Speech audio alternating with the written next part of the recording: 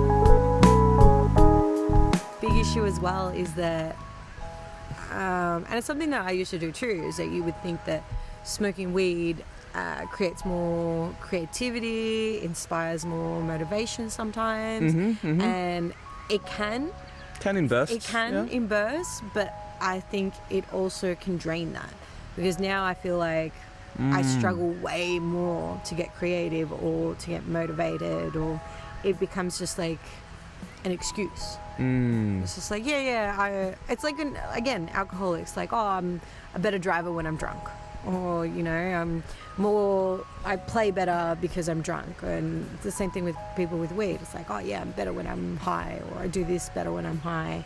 And like I said, I think it's an excuse that eventually just kind of takes over. It doesn't. I don't know if that makes sense. No, I understand. And the thing you said about it kind of can give you bursts of creativity and motivation, but I think in the long term, usually with drugs in general, it's like a general rule of thumb that whatever a drug gives you in the short term is usually the exact thing that it takes away in the long term. It's like alcohol, you know, like when you first get drunk, or at least based on my personal experience, is like when you first start to get drunk, you get like this illusion of confidence, and you can talk to more people, and then you're more outgoing. But then when you rely on alcohol to open you up and to deal with social anxiety, then it kind of just makes it worse. Yeah, that's true. In the long term, and what you think is that confidence really isn't, because if you look at yourself, how you acted drunk with a sober lens, you're like, oh, actually, in my mind, I was like, oh, hey, how's it going? But in real life, you're like, fucking like, whoa. Yeah, and but yeah, weeds are tricky. I've made videos on this years ago of explaining how marijuana is a trickster plant, and just the way it works is it's a very unique plant. But before we continue, I just want to kind of start the video off with this message that a patron wrote to us, well, to me, but I will just say that it's for us. So Trey says, "Hey Tom, I've been watching your videos for a while now, and your content is incredible. Love it. I really identify with your weed issue. At the time, I have smoked all day, every day for the most part of 4 years. But recently, I've awoken to the problem that I'm causing.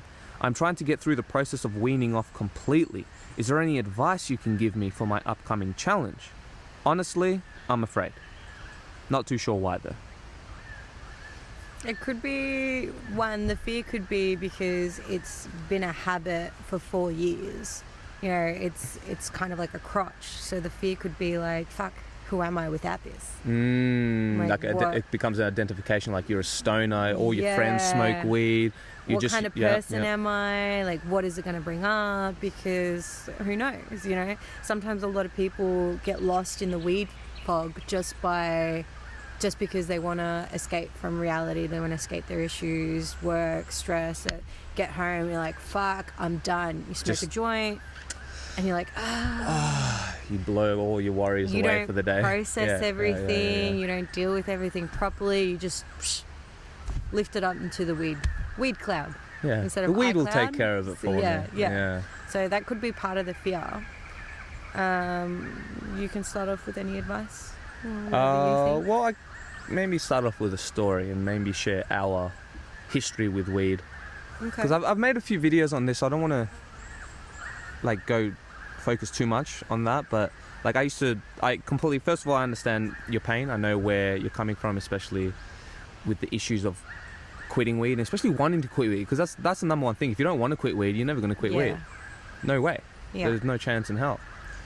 But even getting to that stage of wanting to quit weed, for a lot of people, it takes a lot of pain to even get to that point. Because I don't know about most, because I haven't met every single human being on this planet, but I would imagine that there are quite a few people who can just smoke weed every once in a while and then never think about it again. Mm-hmm. But then there's a lot of people who are like everyday stoners, and it becomes part of their identity. And I started smoking weed when I was about 12 years old. I wouldn't say every day at 12, but on average, I would say every weekend. And then when I became 13, it started to become like 5 days a week. And then by 14, it was every day. And I had like little breaks, like sometimes mum would bust me for smoking weed. Were you always a wake and bake kind of person though? Like when did you get to that Like stage? in high school? No. Like Oh, in right. general, your whole- Okay, we'll fast forward a bit. Stop. Look at this bird. It's just chilling, checking Oh, us wow. out. And Okay, this sorry. would capture it. Yeah, as it well. would. Nice. The yellow belly caught my attention. Wow. Oh, wow. Yes. So when did you get into the wake and bake? This would have been after high school, because how Was could it I when how we could I started wake dating? and actually Or was no. it before? No, it was before, definitely before. Because even at the end of high school, I would like wake up and like sneak for like a cigarette, but really have like a joint before I even go to school. So that's where it started. But it wasn't until after high school where it became like a religious thing, and I couldn't watch TV, movies without getting high. Couldn't eat breakfast. Couldn't have dinner. Couldn't hang out with anyone. Couldn't go for a nature walk. Like every single activity that I did, it would have been like, oh, I want to get high. Because like when you first start smoking, it just opens up your world, and it just makes everything. It makes comedy funnier. It makes food taste better. It makes music sound more fantastic.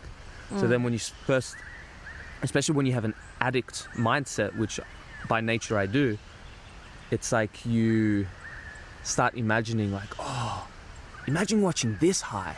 Oh, could you imagine if you did this high? It's like with psychedelics, it kind of started with that. Like, imagine doing this on acid. Imagine when we'd go to the cinemas, we'd like be like, all right, time it. Like we've got at least 15 minutes while the previews are on.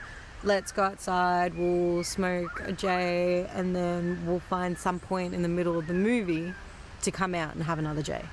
Exactly. That's how it got to the point. And yeah, so around 18 probably started smoking every day.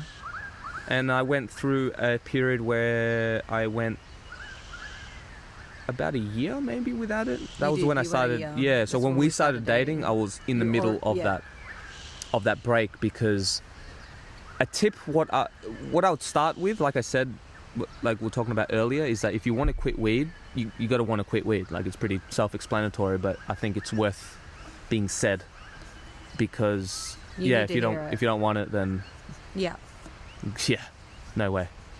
But how do you start the process of wanting to quit? And then that way you have to really, it's all about your subconscious, because the reason why you're smoking weed every day is because your subconscious believes that weed is more of a benefit than it is a hindrance.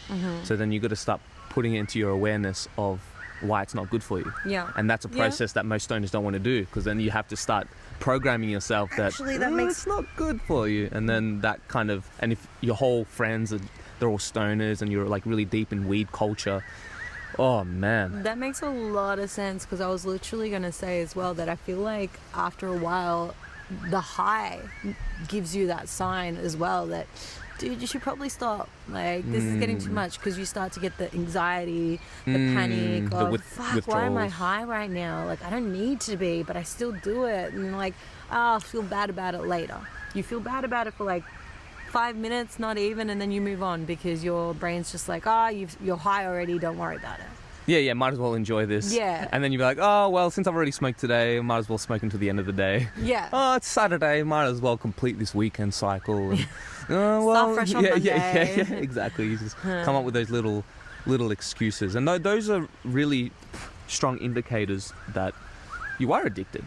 Just making those kind of little excuses. Because it's like, if you want to smoke. Like, why do you need to make an excuse out loud for yourself? You know, because if you genuinely don't have a problem with it, and you don't need to say anything about it. You just do it when you do it, and you don't do it when you don't do it, and that's the end of that chapter. You started subconsciously kind of planting seeds for your awareness to be like, oh shit, I need to quit. This isn't good for me. Because number one, what I noticed within myself is that I started to become more isolated, and I'm already like an introvert, and I don't go out of my way to like connect with large groups of people. So I was already an introvert, and then weed just kind of made me just be in my own little world, and I started becoming more anxious, and then to the point where the paranoia started to increase a lot, because I was smoking a lot. Like, this is like I don't even know, but a long time, started from a very young age, which would affect your brain development a lot more severely.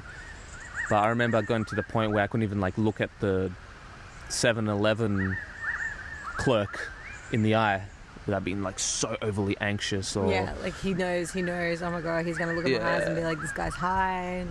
Or just being able to hang out with people who aren't stoned, or even people who were stoned who weren't in my closest friends. It just everything just got a lot more awkward. Started getting more anxiety, especially when I wasn't high. I had like really crazy, what do you call it, insomnia. Te give you an quinto. What about you?